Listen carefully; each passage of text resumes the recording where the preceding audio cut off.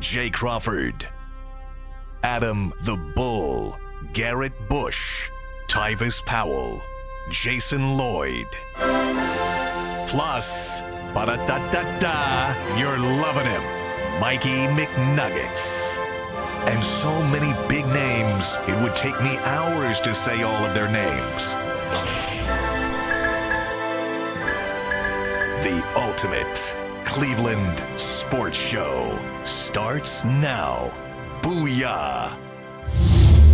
And welcome, everybody, to the Ultimate Cleveland Sports Show here on WKYC Channel 3. Thank you for joining us. I am Adam the Bull, and we got a bunch of great topics to get to today, including the Cleveland Guardians, the season right around the corner. Guardians' first regular season game is in 13 days, but we're going to talk about their future. Who is their best hitting prospect right now? We'll talk about it coming up in a little bit. Jason. I'm Jason Lloyd. The NBA is starting to officiate games a little bit differently, it seems. We're going to talk about it with the Cavs and whether or not it's a benefit or a hurt to them. This is G. Bush. Operation Stockpile is in full effect. I'll tell you whether or not do the pieces and weapons match, and does Deshaun Watson have enough of them? Plus, Andrew Berry's made quite a few moves this offseason so far, and guess what? We're going to grade them all for you. Which ones passed the test, and which ones we still have some questions about. But let's get started, Bull. All right, Mikey McNuggets. Deshaun Watson, guys, there's been so much talk about him, deservedly so. Deshaun's been here for 2 years. So far, his Browns career has been a massive disappointment. But it appears that the Browns have put more talent around him now by adding Jerry Jeudy and others than they've ever had. But is it enough? You've talked about, start with you, G, because you're Mr. Operation Stockpile. Have the Browns put enough talent around Deshaun Watson that there are no excuses? You know, I could get greedy about it. Bull. I could say, listen, I want one more. I'm always willing to take another running back. I'm always looking to take another receiver. I think as constituted, this is enough weapons because I believe that they'll go out and get the best available receiver in the first round as well. They'll go at pick number 54 in the second round. The reason I think they're going to get a receiver is because you got Amari Cooper, who is coming up on another contract, and his contract is very substantial. Jerry Jeudy is in his last year of his deal. Elijah Moore is also in the last year of his deal as well. Cedric Tillman is a young guy. I think they go out and pick number 54, get another receiver, and then I think now you start to look at these pieces and parts, and you say, okay, I got a Nick Chubb coming back. I got receivers. I got Amari Cooper, and Jerry Jeudy is a guy, top 15 pick in the draft. I think that he has a 1,100, 1,200 yard potential. It's about getting it to the receivers and playmakers out there. But I think Deshaun Watson, after the draft, will have enough playmakers to go through the season to be a contender. Jason, they've added Nyheim Hines, also running back, and in theory, hopefully, Nick Chubb, healthy for a whole year, is good enough. They had enough weapons last year. Of course it's good enough. This man threw for 4,800 yards with Brandon Cooks and Will Fuller as his top receivers a couple of years ago. Let's not forget, Brown's receiving core is already better than anything he had in that 2020 season when he led the league in passing. This is about Deshaun. This is about nobody else but Deshaun. There's no excuses because this is year 3 of the deal, and they already had a successful offense that they've tearing down to the studs and redoing because something to better fit him. It's all about Deshaun at this point. The entire organization really revolves around number 4. So it's up to him. He had enough talent with Amari Cooper and David Njoku, and even Elijah Moore was enough to have success last year. Joe Flacco proved that there was enough on this offense. So yes, there's enough. This all comes down to Deshaun and how well he plays. All right, you guys are 100% right. This is it. Deshaun had 2 years. He hasn't done anything, but it's not over. This contract's not a 2-year contract. It's a 5-year contract. Yeah. He can turn everything around this season, and he's got more than enough weapons to do it. Yeah, we all want to get greedy. You'd always take more if you could get them, but they have a top 15 wide receiver. They have 2 top 30 wide receivers. If Nick Chubb is right, he's a top 5 running back. David Njoku, at worst, is a top 10 tight end. Jerome Ford's a fine number 2 running back. Nyheim Hines is a good third down back. I mean, what else do you need? Elijah Moore, I don't love him, but he's your third wide receiver, and there's potential at the other spots. They still have the draft pick to potentially get better. Their offensive line, if healthy, should be one of the best in the league. It's a tough division and a tough schedule, but Deshaun Watson has more than enough talent. He's been 2 years already. It's now time for him to put up or shut up. He's got to get it done this year. Yeah. You know, we failed to talk about David Njoku. David Njoku, under with Joe Flacco, looked like one of the top 3 tight end at that time. So definitely enough weapons. All right, we move on from the weapons he has to all the players that they've acquired, and including some re-signings. Mike, we're going to give a grade to all. You got 9 guys you picked. 9 guys, correct. Each the of Browns you guys are have- going to give out 3 grades. The Browns have added a little more than that, if you including the re-signings, but we're leaving some of the fringe guys. But the top 9 guys the Browns have added, either re-signing through free agency or through trade, and we're all going to give 3 grades. We'll talk about it a little bit. Mike, start us off. So first up is Jason. How about the Jordan Hicks signing? 2 years, $8 million for the linebacker. Jason, what grade are you giving Andrew Berry for the Jordan Hicks signing? B+. I liked it. He's an upgrade. I really liked Sione Takitaki. I thought he would be back. I didn't think Anthony Walker would be back. Just too many injuries. I like Takitaki in the middle, though, but Jordan Hicks is better. He's a better football player. He's a veteran, good run stopper, kind of a thumper in the middle. And for that reason, if he's healthy and on the field, which he has been throughout his career, it's an upgrade. So how can you downgrade it? It's a B+. Love it. Upgrade. I think him and JOK will play nicely in the middle. I think he's a little bit of a better athlete to Taki. I really like the move. Really like it. I do too. The only reason I wouldn't even give, I think your grade is right on. I might even go higher just because he's older. I probably think B+ is fair. Go ahead, Mike. Next. This next one was a trade. Not a signing, but a trade. It happened last Saturday, the first splash move of really the entire NFL free agency period, offseason period. Jerry Jeudy Bowl. What grade do you give the Browns for the Jerry Jeudy trade? I gave him an A-. I mean, they gave up essentially nothing. Then I was worried I went too high, and then I was kind of going back and forth between an A, an A-, and a B+. Because Jerry Jeudy's been underwhelming. You trade for a guy like this with ability. Part of you wants to just get excited and think about the upside. But then I said to myself, well, worst case scenario, he's what he's been the last 4 years, which is still better than what they had at Elijah Moore. They gave up what I think is essentially nothing in a 5th and 6th round pick that they didn't really need and might have been guys who couldn't make the team anyway. So I'll go with an A- there. For me, I was thinking about it, whether this is too high or too low. I'll give them an A because just look, like you said, 5th and 6th round pick. They already got a 5th and 6th round pick still left available. It's a guy they wanted to get last year, a couple years ago. The asking price was a 1 or a 2 or something outrageous. You get a guy who's under the age of 25. He's also in a contract year. If he doesn't do anything, you can move on from him. But you get the talent. You get the guy that, with a top 15 talent. So I got to give it an A. I don't love the player. He's underperformed in 4 years. But for what they gave up, which was nothing, you can't. I'd probably give it like a B+. But we're all pretty much the same. Yeah. He's like G said, he's in a contract year. He's going to be motivated to have a big year. Right. Maybe they can squeeze something good out of him. Go ahead, Mike. Next. All right, G, the Brown side, your cousin Devin Bush. You loved it in the YouTube show. What grade do you give the Browns' 1-year deal? For Devin Bush? I'll give this. People may think it's kind of high. I'll give it a B-. Look, it's a 1 year. Once again, it's a 1 year contract. I think what they're doing. This guy's a former 1st round pick out of Michigan. The guy had an injury first year playing for the Pittsburgh Steelers, over 100 tackles, had the torn ACL. When you look at it, he never really quite recovered there. With Pittsburgh, went to Seattle, played in limited roles. But I think they're taking a flyer on somebody with 1st round talent that has a skill set. Love his skill set. They're building guys in that linebacker room that could really run and really move. He's not going to be a starter. He's a rotational guy. For what they gave up on him, I'll take it. Jason? I had him as a C, but I love that hair, so I'll upgrade it to a C+. He's a backup.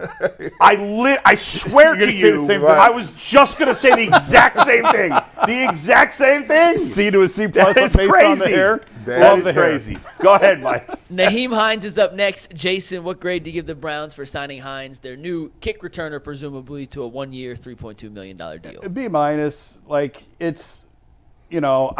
I would have liked to see more out of Pierre Strong. I think this might mean the end of Pierre Strong in Cleveland. He'll compete. Hines will compete with Jerome Ford. He's a decent pass catcher out of the backfield. He could get some run on returns, kick returns, punt returns. That's really been a glaring need. That might be where he can contribute the most, particularly if he can turn into a decent punt returner. That's a place where they've really struggled over the last 3 years. They tried with Jakeem Grant. He couldn't even make it to the season healthy, so now they'll try with Hines. It is what it is. It's a second, third on the depth chart of a running back and a return specialist. I'll upgrade him a little bit. I told you about Devin Bush coming back from surgery. We'll see how he comes back as a running back. It's an upgrade. I went with a C+, but I'll upgrade it to a B-. I think they've needed a kick returner for a long time. We had Donovan Peoples-Jones, the all-time fair catch leader in Browns history back there a couple years ago. Maybe we can get something out of it. I'll give it a B+. B-. By the way, should we bring Donovan Peoples-Jones back? He is a free agent. No. I actually like him more than you guys. I give that move a B+. I'm a big night. I always liked him as a third down back, and he returns kicks and punts. So he has 3 different ways he can help the team. He's their best pass catcher right now as a running back and a good return guy. He fills a number of holes, and you're paying him nothing. So I like it as a B+. All right, Bull, staying with you, Zadarius Smith. What grade do you give that deal? 2 years, $23 million. This was a tricky one for me. I think I gave him, what did I give him? I don't know, put it up there. I can't remember. B-. There you go, B-. This was, and it tells you how I think of what the Browns have done, because this is my lowest grade, really. I like this move less than any of the moves the Browns have made, because I just think Zadarius is old school stats, he wasn't very good. New school stats, he was. He's a good, PFF, he was top 20. But he's only gotten about 7 sacks in his last 20-something games. I don't like that. But G. Bush got me feeling better about it, because he made a good point that Zadarius kind of helped push Myles Garrett last year. And so that's why I went with the B- instead of going even lower. So there you go. I'll give it a B. I think he had underwhelming stats a little bit, 5.5 sacks, but I will say this. You fill that hole with a veteran. You know what Zadarius is going to give you. You don't have to count on a rookie or somebody else from an organization. I give it a B. C. I agree with you. It's my least favorite of all the signings. I get just Jadeveon Clowney vibes of he's okay for 1 year, but don't push it with 2. We'll see. I hope I'm wrong. I think there are better options out there in free agency. Next. Quentin Jefferson, G. You weren't here yesterday when we spoke about him. What do you like about the signing of Quentin Jefferson? And I really like this. I get this a B+. Like limited snaps, but gives you some pass rush ability. I think he was underused with the Jets. I really like this move, especially when it comes to adding some specific depth. I think I like this. He's much better than Jordan Elliott, and Jordan Elliott was the odd man out of the D tackle room. I like that. Jason? I'll give it a B. I really like that they can get an interior pass rush, something that they haven't had before. The only concern with me is he's playing against one of the best defensive tackles in the league next to him with the Jets and Quentin Williams. He's not going to have that here. Dalvin Tomlinson is fine. There's nothing wrong with him, but he's not elite. And we'll see how he adjusts off that. Give up a little bit in the run, but you have other guys who can stop the run. Getting some interior pass pushes is a nice bonus that they haven't had before. I think it's like an A-. Sheldon Richardson was the last decent pass rusher they had at defensive tackle, and he never had. I don't even think he had 5 sacks. I think he had 4 and 4 both years. So he's a guy who could get the Browns 5-6 sacks. That's something they really haven't had in the interior. Mikey, we got 3 left. We're gonna fly through these. Each person just give your grade, then we'll move on. Jason, last one for you. Jameis Winston. C. He's kind of a knucklehead as far as I'm concerned, but I didn't think they could bring Joe Flacco back. I would have preferred Jacoby Brissett. I think the Browns would have preferred Brissett, but Brissett preferred New England, so they did the next best thing. They went with Winston. Obviously, former number 1 overall pick. He's had some problems with interceptions in the past. And we'll see. Hopefully he's not needed. Hopefully Deshaun stays healthy and plays well. B- for me. B- for me. Mikey. Bull, you have a combo here. The re-signings of Mo Hurst and Shelby Harris to boost the defensive tackle. I think I gave that an A-. You did. I like both guys. I think they're both back at a cheap dollar. They both contributed. The only reason I don't give a full A is because they're both old and Hurst is injury prone, but they did everything we could have asked of them last year at a high level, and they did it, so they're good signings at a cheap price. A-. McDonald's value meal fills you up at a cheap price. I like it. Last one, Mikey. Last one, G. Bush. How about Corey Bjorquez coming back, the punt god? A-. I love the special teams. Love him and the kicker. Special teams, they did an awesome job last year. And, by the way, he showed that he can angle the ball and get it inside the 20 a few times. Yeah, I like the move. I'm glad he's back. He had a problem, it seemed, early on with spinning it and killing it inside the 20, but to G's point, that seemed to improve as the year went on. A+ for me. The guy was one of the better punters in the league. They needed a punter, and the whole special teams, 3 guys, are all back. Mikey. We got all these Ultimate shows, right? Do we want to promote that? We do, yeah, real quick. Tuesdays, Ultimate Cavs show. Monday, Friday, Ultimate Browns show. Ultimate Guardian show also coming on Monday. Ultimate 216 show with Earl on Thursdays as well. Make sure you check them out. Ultimate Browns today, 5 p.m. There you go. Always watch the Ultimate Cleveland Sports Show on YouTube. We're on every weekday from 11 a.m. to 1 p.m. plus overtime if you're a member. If you've only watched us on Channel 3, make sure you check us out. When we come back, free throws changing in the NBA. What is going on? We'll get into it next, right here on the Ultimate Cleveland Sports Show on WKYC.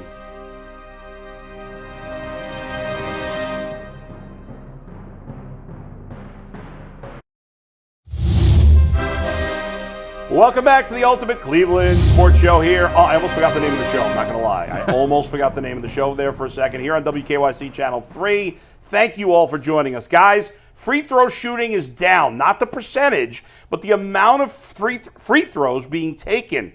The refs are holding their whistles. This is a new trend. Do we like it? Do we not like it? And is it good or bad for the Cavs, Jason? I don't think it's good for them because they're not a physical team. They're not a team built on physicality. So it's not like they can start playing bully ball and get away with it. You do have guards who like to drive, and Donovan and Darius, guards who can get inside. And if you're not going to get fouled in there, I don't know that that's really much of a benefit to this team. So it's going to rely more on, and they've signed some good shooters, obviously in the offseason. They are a team now that can make threes at a high level. And if you're not going to get calls inside, then it reverts more to outside shooting. Gee, you just saw the graphic. Against New Orleans, a game the Cavs dominated, they only took 3 free throws, and I believe they were all in the fourth quarter. Correct. Man, yeah, listen, the league ain't going to give you both. Like they already giving you the three-point shot. The three-point shot has revolutionized everything. Everybody wants to spread it out and get shooters, but we can't give you the three-point shot and call and blow a whistle every time you go down the lane. Like, what do you want, 190 points scored? I think this does hurt the Cavs. I think it hurts them in a major way. When you look at our guards, they're smallish compared to bigger, longer players. And when you look at it, I mean, those guys going to the rack and trying to finish, they have a harder time finishing in the rack, especially Darius Garland. I think this hurts the Cavs a lot. Plus, generally speaking, in the playoff time, they give the whistles to the superstars and the guys that are proven. The Cavs are not proven, and I don't think they're going to get more whistles in the playoffs when that happens either. They let teams play more physically in the playoffs usually. Yeah, in general. So it's just starting a little bit early this time. Right. Yeah, and we saw that against the Knicks in the playoffs last year. The Knicks were a much more physical team than the Cavs, and it hurt the Cavs. Obviously, this is bad for the Cavs if referees are holding their whistle more often because they're not a team. Jared Allen's not in the middle beating guys up, so no, this is bad. Now, I got to say, if you like basketball, it's more fun to watch basketball with less fouls called. Yeah. It is. When you played in the schoolyard back in the day, it was always no blood, no foul. Right. I think they should have that rule in the NBA. A little bit more back to a 90s style of physicality where you can get away with a little bit more. Yeah. I think it's not going that far. No, but I'm just saying, trending a little bit in that direction. A step in that direction. Yeah. They would have to take about 1,000 steps to get all the way there. That'll never happen. No. I wish it would, but I think overall, obviously this is not great for the Cavaliers, but it might also be some sort of ebb and flow thing. But as Jason points out anyway, and you're right, in the playoffs, they're less likely to call that ticky-tack foul. They let guys play more in the playoffs than they do in the regular season. And by the way, they're starting to call those flops that are flagrants. I saw that a couple times where guys was flopping, and they've been overturning a lot of calls too. So I'll be excited to see how that plays out in the playoffs. Yeah, because they are calling flops and stuff like that. I hate when players flop. I think they should kick guys out of the game for flopping. I would do it. Fun. That would end it. Yep. It'd be over if you got kicked out of the game for flopping. Coaches would lose their minds because it's so subjective. Sometimes it's obvious. True, there are times. A lot of times on a replay, you could tell a guy flopped. Yeah. But, when these guys, they barely get touched and Or maybe you would suspend them for one game the following game after the league reviews. Right. I mean, I'm glad that they're calling more fouls on it because it's completely ridiculous. All right. When we come back here on WKYC Channel 3 on the Ultimate Cleveland Sports Show, the Guardians 13 days away from their opening day game. Their 2 best hitting prospects are trying to make this team. Even if they don't on opening day, they might be there at some point this season. But who will be the best hitter ultimately of the 2? We'll get into that next on the Ultimate Cleveland Sports Show on WKYC.